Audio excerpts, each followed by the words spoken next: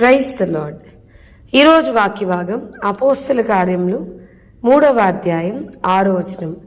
అంతటి పేతురు, వెండి బంగారములు నా యొద్ద లేవు గాని నాకు కలిగినదే నీకు ఇచ్చుచున్నాను, నజరేయుడైన యేసుక్రీస్తు నామమున నడుమని చెప్పి, ఈరోజు ఈ వాక్య భాగం ద్వారా దేవుడు మనతో మాట్లాడుతున్నారు.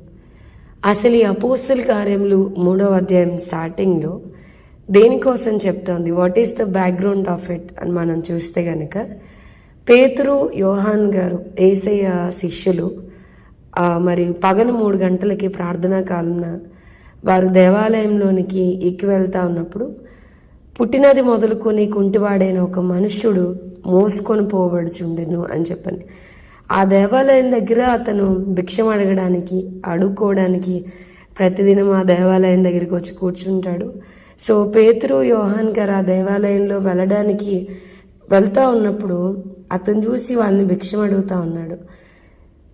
వాళ్ళ దగ్గర ఏదన్నా దొరుకుతుందేమో, వెండేమన్నా బంగారం ఏమన్నా దొరుకుతుందేమో అని వాళ్ళని తేరి చూస్తున్నాడు. పెద్ద కన్నులు పెట్టుకుని వాళ్ళని తేరి చూస్తాడు, ఏమన్నా సహాయం దొరుకుతుందేమో, ఏమన్నా నాకు హెల్ప్ చేస్తారేమని. అప్పుడు మనం చూస్తే కనుక పేతురు గారు అంటా ఉన్నారు, వెండి బంగారములు మా దగ్గర లేవు, నువ్వు ఏదైతే మన నుంచి ఎక్స్పెక్ట్ చేస్తున్నావో ఆ వెండి కానీ ఆ బంగారం కానీ మా దగ్గర లేవు, మా దగ్గర ఏముంది, వాట్ ఐ హ్యావ్ అనేది నేను నీకు ఇస్తానని చెప్పి, నజరేయుడైన యేసుక్రీస్తు నామమున నడువు అని చెప్పగానే వాడి కుడి చెయ్యి పట్టుకుని లేవనెత్తెను, వెంటనే వాని పాదములు చీలమండలను బలం పొందెనని చెప్పని.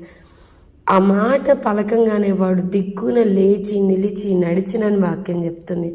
వారితో పాటు ఆ దేవాలయంలోనికి వెళ్ళి బిగ్గరగా కేకలు వేస్తూ దేవుని స్తుతిస్తూ గంతులు వేస్తూ ప్రజలందరి మధ్యలో దేవుని స్తుతించడం మనం చూస్తా ఉన్నాం.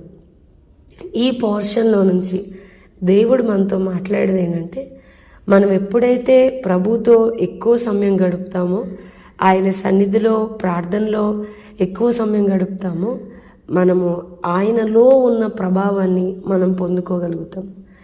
ప్రార్థన ఎక్కువసేపు ప్రార్థన ద్వారా ప్రభుతో గడుపుతున్నప్పుడు విల్ గెట్ అన్ అథారిటీ, అధికారాన్ని పొందుకుంటాం.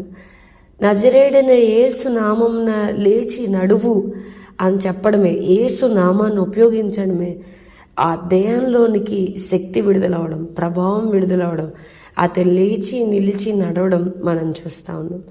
సో యేసు నామంలో ఉన్న అధికారం మరి విడుదల అవ్వాలి అని అంటే కనుక మనం బలాన్ని పొందుకోవాలి, అధికారాన్ని పొందుకోవాలని అంటే ప్రార్థనలు ఎక్కువ గడపాలి. అందుకనే యోబు గ్రంథంలో మనం చూస్తే కనుక, నీ భక్తి నీకు ధైర్యం పుట్టించదా అని వాక్యం చెప్తోంది.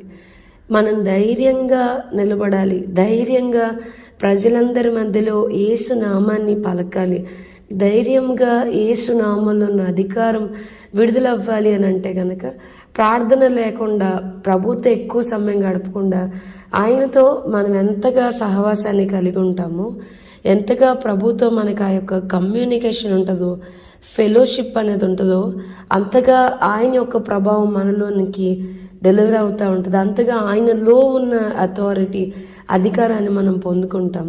అలాగే మనం ఆ నామాన్ని ఉచ్చరిస్తున్నప్పుడు, మనం ఆ నామాన్ని పలుకుతున్నప్పుడు అనేకమైన అద్భుతాలు మనం పొందుకోగలుగుతాం. అందుకే కదండి కొత్త నిబంధనలో మనం చూస్తే మరి కొందరు దెయ్యాల్ని పారద్రోలాలని ప్రయత్నం చేసినప్పుడు పౌలు మాకు తెలుసు, యేసుక్రీస్తు మాకు తెలుసు, మీరెవరని చెప్పని వాళ్ళని తరమడం మనం చూస్తూ ఉన్నాం. సో మనం ఎప్పుడైతే ప్రార్థనతో ఒక సహవాసం, ప్రార్థనలో ఎక్కువ సమయం గడుపుతూ ఉంటామో, తెలియని ధైర్యం మనలోనికి వస్తుంది, తెలియని నిబ్బరం మనలోనికి వస్తుంది. మనం చాలాసార్లు ఎక్కువగా భయపడుతున్నాం, ప్రతిదానికి కంగారు పడుతున్నాం, ఎక్కువగా టెన్షన్ పడుతున్నాం అని అంటే ధైర్యాన్ని కలిగించే ప్రార్థనని మనం చేయలేకపోతున్నాం.